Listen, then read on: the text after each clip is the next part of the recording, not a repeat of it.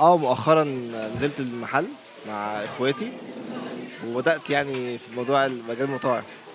مين اول واحد اشتغل في المحل من اخواتك؟ هو احنا الموضوع بدأ ان احنا كلنا يعني متورثين المهنة. هو الموضوع مع الجد، بعد كده بابا كمل المسيرة، واخواتي برضو كانوا حابين المجال ودرسوا برضو في المجال المطاعم والسياحة والفنادق، ودخلوا معاهم من زمان. طارق الأول، محمد، وبعد كده حسن. بتحب الكشري ولا زهقت منه من كتر ما بتاكله؟ لا أكيد طبعا بحبه، مين ما يحبش الكشري؟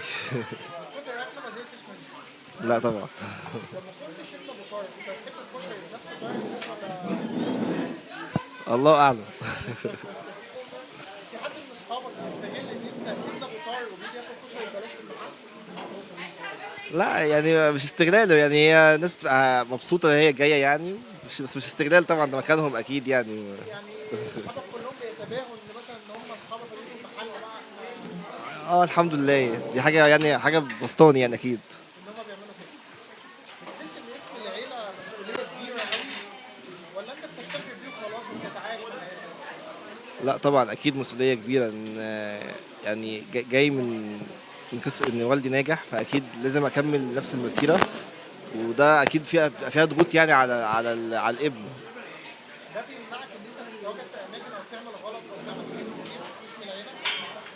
أكيد طبعا لما أبقى موجود مثلا معروف والدي كذا، أكيد ببقى حذف تصرفاتي في طريقة كلامي في أسلوبي، أكيد ممكن تاخد عليا، فأكيد ببقى واخد بالي من الحاجات الصغيرة دي أكيد.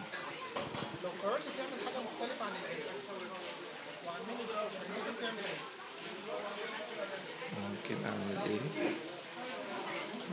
ممكن حابب أبقى في مجال الكورة، بس إزاي لسه ما. ممكن تعمل مدرسه كوره، ممكن تعمل حاجه زي كده. ممكن أبقى في أكاديمية أو مدرسة كورة، أو حاجة في التسويق الرياضي.